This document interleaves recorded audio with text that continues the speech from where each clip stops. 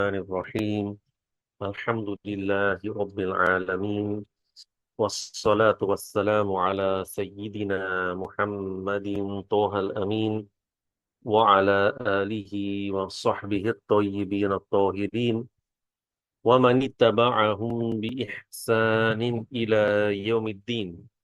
اللهم لا سهل إلا ما جعلته سهلا وأنت يا حي يا قيوم تجعل الحزن إذا شئت سهلا. اللهم علمنا ما ينفعنا وانفعنا بما علمتنا وزدنا علما يا رب العالمين. اللهم اجعل نياتنا خالصة لوجهك الكريم لله تعالى. I start by praising Allah, the Exalted. I ask Him to raise the rank of our Master Muhammad sallallahu alayhi wa ala alihi wa sahbihi wa sallam. May Allah Ta'ala raise the rank of our Master Muhammad alayhi salatu wassalam, as well as his kind al and noble companions. And may Allah protect the ummah of the Prophet sallallahu alayhi wa sallam from whatever he feared for it. And I ask Allah, the Exalted, to grant us all the sincerest of intentions. Thereafter, we're going to continue from where we left off in the previous session, where the author, Rahimahullah, Al-Hafiz Ibnul Jawziyy, may Allah raise his rank and have mercy upon him, was giving these guidelines to his son, telling him that if he was to apply some of the advices that he was giving, this would lead him to ultimately knowing that performing the obligations and avoiding the prohibitions is imperative. So he's giving him this advice and advising him now to make sure that he fulfills all of what Allah, the Exalted, made obligatory upon him and stays away from whatever Allah forbade. And that whenever a person transgresses that, meaning that he misses the performance of the obligations, or he falls into one of the prohibitions, then hellfire is the threat that has been given by Allah and the warning that was given by the prophets of Allah. May Allah Ta'ala raise their ranks. And that's where we left in the last session. And so the author, Rahimahullah, moved on to say that ثم اعلم أن طلب الفضائل This meeting نهاية is being recorded. المجتهدين. Which means that moreover know that seeking merits is the ultimate goal of the diligent. That despite all of what was said previously, the author here is giving a reminder that seeking the merits, that is seeking the high ranks, seeking to do the good deeds for the sake of Allah, is ultimately what the religion encourages and orders, so long as they agree with the religion. That is mentioned a few different things in the past, few pieces of advice, but ultimately, what is it that every diligent Muslim is seeking to do to acquire that high rank in the religion? That this is what the hard-working, diligent Muslims seek and desire, as well as those who follow them in that. For the believer should never feel satisfied from hearing goodness until he enters paradise. These are the words of a hadith from the Prophet sallallahu alaihi wasallam, in which he said, لا يشبع مؤمن من خير يسمعه حتى يكون منتهاه الجنة. That so long as the believer is alive, a sign of his piety is that he always wants to hear more goodness. He is always content to know more about Islam. He is not among those who, for example, says, I've heard that before. I've taken something similar. I sat in a lesson like this when I was younger, or 5 years ago, or in that particular dawrah, or in that particular class. I've taken this text before. I've acquired a decent amount. I've been learning for a couple of years now, and then they get fed up. They feel as if they've done their bit. They've done enough.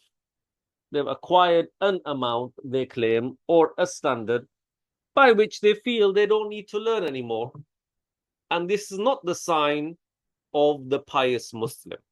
Rather, it should be, as our Shaykh rahimahullah said, that the sign of a sincere Muslim, and particularly a student of knowledge, is that he does not get fed up or bored of repeating what he heard before. Is it something good that you are hearing? That, for example, every year, don't we talk about the Prophet sallallahu alaihi wasallam and his biography?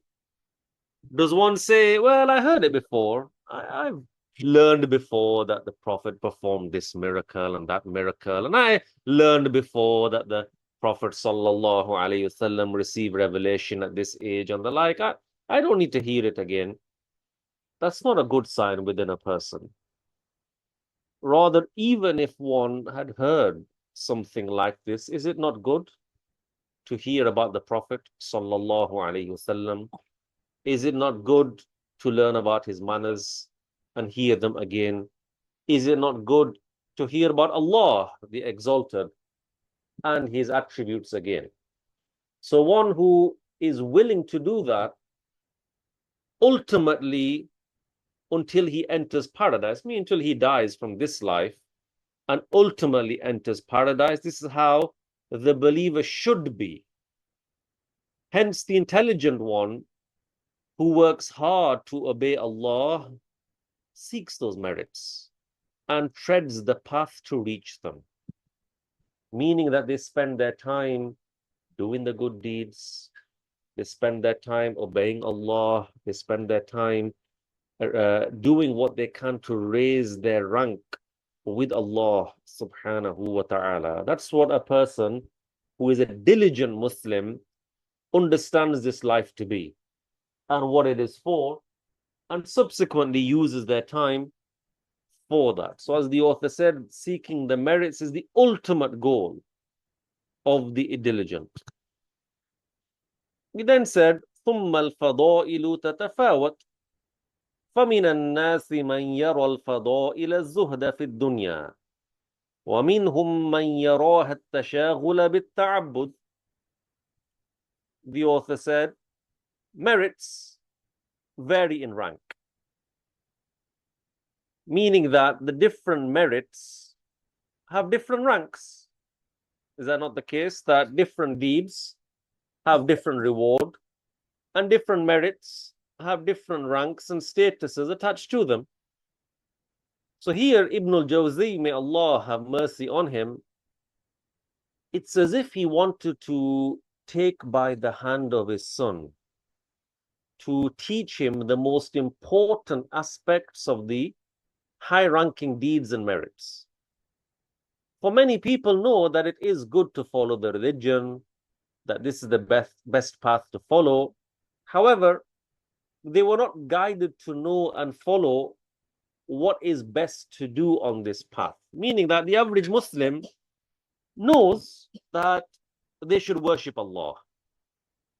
The average Muslim knows that to worship Allah means that you're on the right path.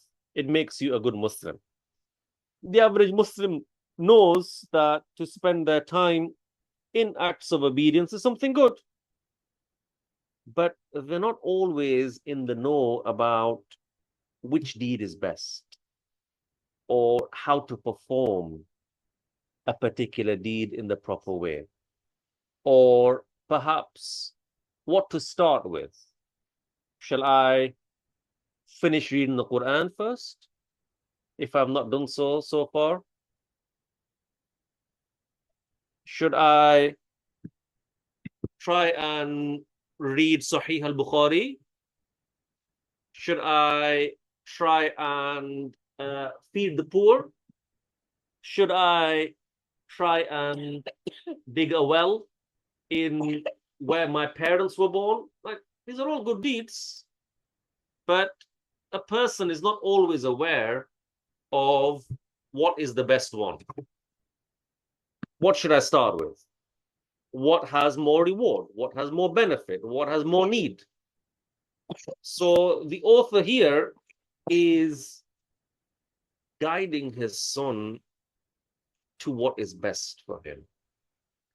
Almost like spoon feeding him. Like, I'm going to tell you exactly what the best thing is. This is how diligent the author is being as well into guiding his son to what is best for him. He's not leaving it to assumption, or you get what I'm trying to say, or I'm sure you know what is best. No. And so he gives a couple of examples first of what other people might think is the best thing to do. He said some people deem merits as austerity, zuhud, in this life. Remember we said zuhud means that for one to have complete worldly detachment. That is, to not be interested in this world and its enjoyments and its luxuries whatsoever. Bismillah. So, we were mentioning that the author, rahimahullah ta'ala, was explaining to his son how some people might see the act of detaching oneself from this dunya as the best thing to do. And we said before, there's something good, something that has a merit in this world, to live a luxury-free life, to not care about what you're eating, about what you're wearing, and the like. Is something good. And there are some people think that this is the best type of merit and the ultimate one. And there is no doubt that it is virtuous, but not the utmost virtuous deed. Then he said some deem them as engaging in acts of worship, that there are some people who think the best type of good deed one can occupy themselves with and virtuous matter to keep oneself busy with are the outward acts of worship. Praying, fasting, reciting the Quran, doing dhikr, without being occupied with the knowledge of the religion. So again, is it something good to spend your time praying? Yes. Is it something good to spend your time reciting Quran? Yes. Is it something good to add dhikr to that? Yes. So he's not denying any of that. He's saying all of these are good, but they're not the best of the things that you can do. And so this statement of his is clarified by what comes after. So he says, وَعَلَى الْحَقِيقَةِ فَلَيْسَتِ الْفَضَائِلُ الْكَامِلَةُ إِلَّا الْجَمْعَ بَيْنَ الْعِلْمِ وَالْعَمَلِ. But really, the perfect merits are the combination of knowledge and practice. That there are some who want to busy themselves with those acts of worships that we mentioned, but they don't put the necessary effort into acquire the knowledge that's needed firstly, in order to ensure that they are performing all those acts of worship initially in a valid way. And secondly, if it is valid, they don't acquire sometimes enough to perfect those acts of worship. So for example, there is a way to perform your wudu and your prayer to make it valid. That is the prayer valid. By what? By performing the integrals of both wudu and prayer. Meaning that if you make wudu by performing just the bare minimum for what is needed for the wudu to be valid, that is valid. And if you perform your prayer in a way that you only do the bare minimum to make your prayer valid, then it's valid. You might say, what's the problem here? There's no problem per se in the validity of that wudu and prayer, alhamdulillah, you fulfilled your obligation, Allah would accept your prayer, but you could be doing a bit more and as a result be getting more for it. So for example, the Prophet sallallahu alaihi wasallam said in a hadith that if a person perfects their wudu and then performs a perfect prayer, what does that mean? More than just the bare minimum. Rather, he performs wudu in the way the Prophet sallallahu alaihi wasallam performed wudu, who did not only limit himself to performing the integrals. He would not wash his face only once, for example, which is valid. Rather, he would wash it 3 times. He would also rinse his mouth, rinse his nose. This is not among the integrals of wudu, but he would do it. Why is he doing that? It's the better way to make wudu, the perfect way to make wudu. So if one perfects that wudu by doing it in the way the Prophet sallallahu alaihi wasallam did, then he performs his prayer in the way the Prophet sallallahu alaihi wasallam performed his prayer, by reciting what is recommended while bowing, by reciting what is recommended while standing up, by reciting what is recommended whilst in prostration, and the like. Then the Prophet sallallahu alaihi wasallam said, such a person who does so, then between every 2 obligatory prayers, all of one's previous minor sins are forgiven. This is a great merit. It's a very important and beneficial merit. But for he who perfects their wudu and prayer. So how are you going to be able to do that without knowledge? That's one thing. Also, for one to occupy themselves with just performing the outward acts of worship and not really involving themselves in the knowledge, and particularly in the efforts to spread that religious knowledge, then they're falling short here. So the author is saying the reality is the perfect merit and the best path is to occupy oneself with the knowledge while implementing it. This is the ultimate level of goodness. Meaning that you are applying some of what you learned, alhamdulillah, good. But you also need to combine that with acquiring the knowledge firstly, and also spreading it. And the author is correct in what he's saying here. Because this is the path of the pious, the path of the prophets, the path of the awliya, especially when it comes to the knowledge of Tawheed. This is what they used to spread. For this is what we should exert our effort into teaching the people. That is especially Tawheed, especially what it means to believe in Allah. Why? It is the foundation of the religion. It is the reason for one to be safe from the everlasting stay in the fire of hell. May Allah protect us from that.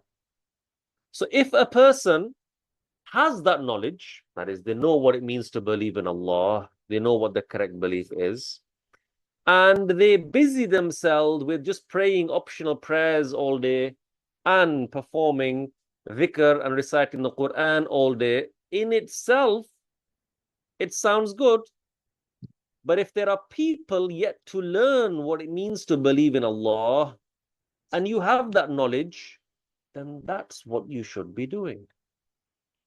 That's what you should be occupying your time with. No one is saying don't pray at all.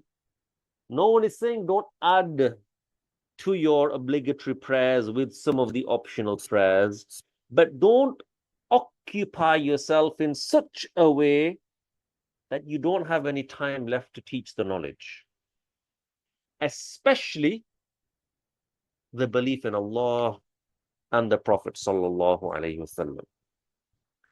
Our Shaykh rahimahullah said, جدوا واجتهدوا فيما ينفعكم في دنياكم ودينكم حتى توافوا الآخرة ومعكم زاد ينفعكم فينجيكم من عذاب الله. Which means exert effort and work hard to acquire what will benefit you in your world and religion so that you can reach the hereafter.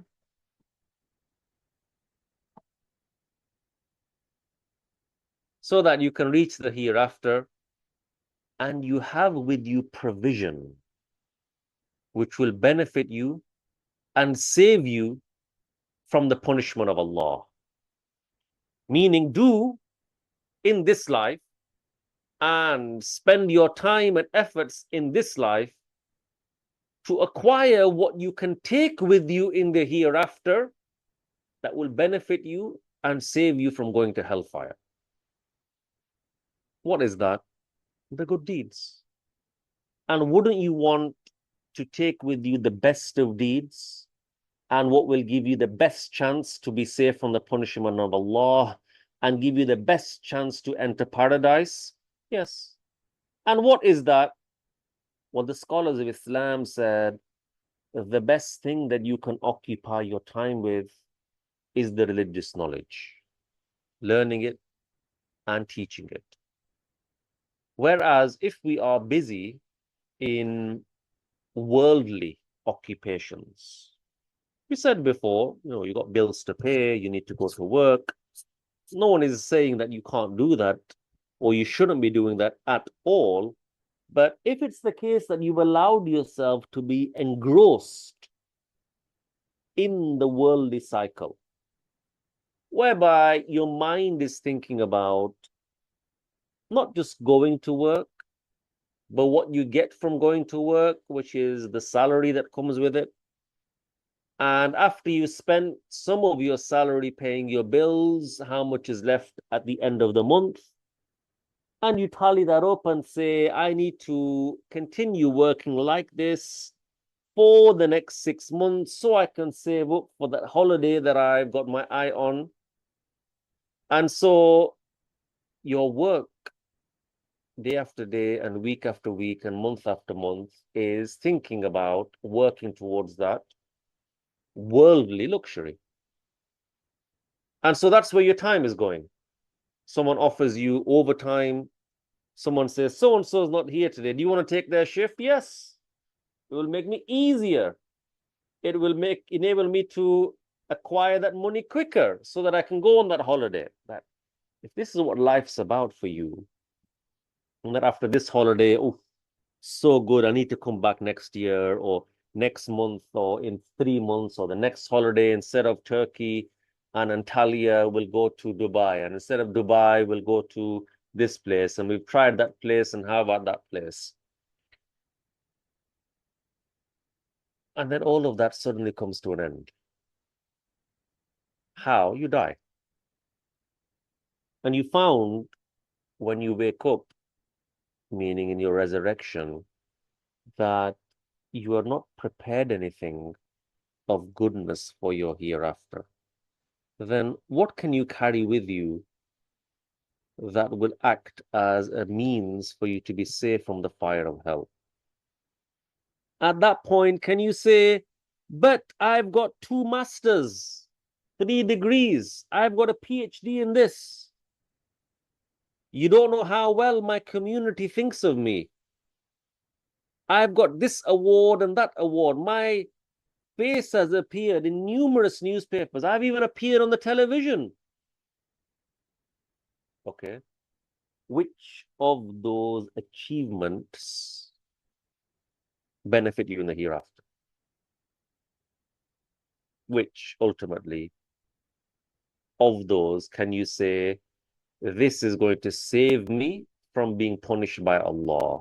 And if it's not the case, then what a waste it was that my time and efforts and mindset and mentality and thoughts went into that, which is not going to benefit me. So one needs to think about where, again, we said before, your time is going. What are you spending it on? What are you doing with it? We have a limited amount of time, yes. So use the time that you have available to do the best thing that you can do. And the best thing that you can do is to teach people what will save them in the hereafter, which is the belief in Allah and the Prophet sallallahu alaihi wasallam. And any other achievements, whether you get them or you don't get them in terms of worldly things, and what? That some people look at others' lives and their worldly achievements and they feel a bit jealous, they feel a bit left out, and I wish that could happen to me, and I wish I could travel there, and I wish I had that much money, and why can't my name be printed in the newspaper and the like? And take it from me. My picture has been in the newspaper. I've actually appeared on TV. I don't look back on any of that with any sense of pride. And what? Like, okay, I doubt many people even watched that program that I was on. And then you move forward. What are you remembered for? How did that benefit me in the hereafter? Like, why would somebody else look upon that and feel as if they missed out on something, especially if they are someone that could have used that time to worship Allah, to do a good deed? And so our Shaykh rahimahullah also said, أحضكم على بذل الجهد بالدعوة وألا تألوا جهدا في نشر العقيدة وأحثكم على الثبات على التعلم وعدم التكاسل في ذلك فإن من حرم طلب العلم حرم خيرا كثيرا. Which means I encourage you to exert effort into the da'wah and to not fail to put in effort to spread the aqidah, the creed. I urge you to remain steadfast in teaching and to not be lazy in that. For whoever is prevented from seeking the knowledge has been prevented from great goodness. That any opportunity you get to either acquire the knowledge or teach the knowledge, do not miss out on that. Said before in some of the previous lessons how important it is for us to take the opportunities to learn, to attend lessons, to acquire knowledge, especially with the ease that has come with us nowadays, where we can sit in our own homes, put a blanket over us, have a cup of hot chocolate, snuggle ourselves in, and listen to a lesson. I'm not saying that's the best way to prepare yourself for a lesson. I don't want you falling asleep, but that is what you could be doing and still listening to something good. Of course, I know all you guys are sat alert, pens in hand, paying attention. You've told everybody to be quiet. You are focused. I know that. No one's got a cup of hot chocolate in front of them. But it should be the case then that the focus, generally speaking, is on any opportunity I get to learn the knowledge, I should. And any opportunity I get to teach the knowledge, let me do so as well. That you don't know what benefit might come from that small lesson, that small sharing of knowledge, that opportunity that sometimes might come your way. You don't know how much benefit might be gained from that, how much reward you might get, how much benefit the other person might get. And look, as we said, for any opportunity and whatever situation you might find yourself in. Prophet Yusuf alayhi salam was someone who went through a lot of tribulations, a lot of struggles and hardships and calamities befell him. Where was one of the places where he used to teach people Tawheed, the belief in Allah? When he was in prison. He was unlawfully and unjustly imprisoned. Whilst there, he wasn't feeling sorry for himself and why am I here, and crying to himself and wish I can get out. And when he found himself there, he continued to praise Allah Ta'ala. He found someone to teach the correct belief and he taught them. This is, as we said, the way of the prophets. And we gave an example of that from Prophet Yusuf alayhi salam. And it's also the way of the pious Muslims as well. So, for example, what took place with Khalid ibn al-Walid, radiyallahu anhu, whereby on the eve of the Battle of Yarmouk, where the Muslims were facing the Roman army. Usually what happens is that the Muslims and the non-Muslims, face each other. And they sometimes is what they call a duel, whereby someone comes out from either side and they kind of have a one-on-one battle before they carry on to the main battle. That's usually how things went in the past. So what happened here on the eve of the Battle of Yarmouk is that one of the leaders of the Roman army came out, one of the great leaders, one of the generals. His name was Jawziyy. He came out from the Roman lines and he called out Khalid ibn al-Walid radiyallahu anhu. Said, I want to talk to you. Come out. So Khalid radiyallahu anhu went out and he was on his horse and Jawziyy was on his horse and they came so close to each other that the necks of the two horses met. So it wasn't that they were shouting across the plain, for example, across the battlefield. They approached one another and they got very close. Jawziyy said, Oh Khalid, tell me something, please. And be truthful, don't lie to me. For the free person should not lie. And I don't want you to cheat me. Don't try and pull one over me. I want to ask you something. Did Allah send down to your prophet a sword from the sky and he subsequently gave it to you, and then whenever you use it, you defeat people? He said, no. He said, tell me then, why were you given the title Sayfullah? Because this was a title of Khalid ibn al-Walid radiyallahu anhu. And it was the case that Khalid ibn al-Walid, may Allah raise his rank, he never lost a battle.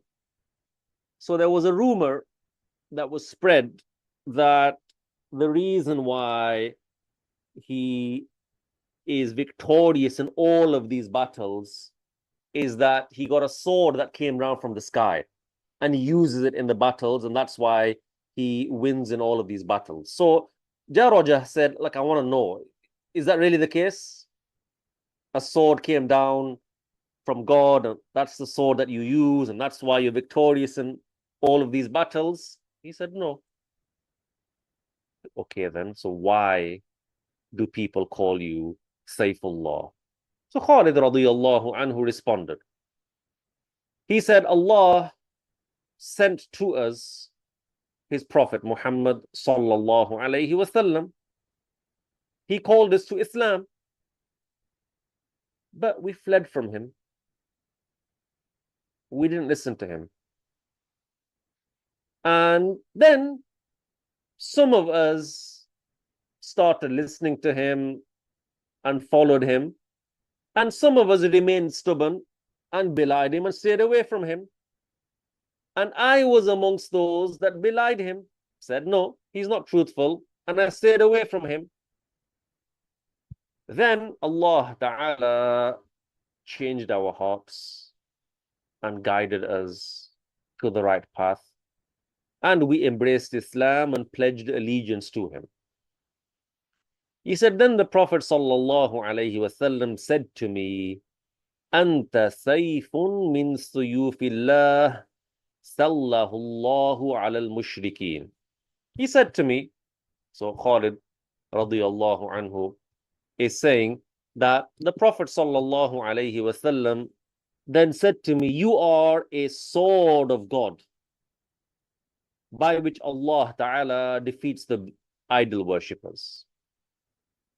Meaning that it's as if you are a sword of Allah, meaning you fight by the order of Allah, and Allah is the one who grants you victory. He said, then he, sallallahu alayhi wasallam, supplicated for me to be victorious. And as a result, I was given the title Sayfullah. And I am indeed amongst the severest of the Muslims against the idol worshippers. Meaning when I fight, that's how I fight. And so I'm victorious in these battles. Jawziyy said, okay, Khalid, tell me, what do you call towards? That is, you as Muslims, what are you inviting us to? He said, to testify that there is no God but Allah, and that Muhammad sallallahu alayhi wasallam is his slave and messenger, and to confirm whatever was revealed about Allah Ta'ala. He said, and if someone doesn't answer that call, doesn't accept that invitation, he said, then in that case, they are ordered to pay the jizya, the type of tax. He said, and if the people refuse to give that, he said, then we give them the announcement that we are going to fight them, and then we fight them. We go to war with them. So Khalid said, we got involved in this situation, that is, we entered Islam, we pledged allegiance to our Prophet whilst he was alive. And whilst he was alive among us, news used to come to him from the sky, meaning revelation. He used to tell us about the previous books. He used to show us signs, meaning that he would show miracles and other signs of his prophethood and his truthfulness. And so whoever saw what we saw and heard what we heard, it was deserving of him to embrace Islam and pledge allegiance. That's what made sense. So we did. As for you, you didn't see what we saw. You didn't hear what we heard from amongst the extraordinary matters and the proofs and evidences. But whoever enters this religion among you, truthfully and sincerely, he will have a high status in Islam. Jawziyy said, by Allah, I'm asking you, are you truthful in what you are telling me? And you are not trying to cheat me? He said, by Allah, I have told you the truth. And Allah Ta'ala bears witness, that is, Allah Ta'ala witnesses and knows the truthfulness of what you asked me about. When Jawziyy heard all of that, he turned his horse around, stood with Khalid, and embraced Islam with him. And he said to him, Allimni al-Islam, teach me Islam. So Khalid took him to his his tent and gave him a container of water from which he made wudu with, and he prayed 2 rak'ahs with Khalid. Then the Romans saw what was happening, that Jawziyy has now gone in and now he's standing with Khalid in the Muslim lines. And so they attacked. This caused them to feel rage. So Khalid went into battle and Jawziyy is with him. This Roman general, on the eve of battle to fight against the Muslims, has embraced Islam through Khalid radiyallahu anhu, taking this opportunity to teach him about Islam. And so the battle took place. The Muslims fought against the Romans, the swords clashed. Khalid radiyallahu anhu killed many people.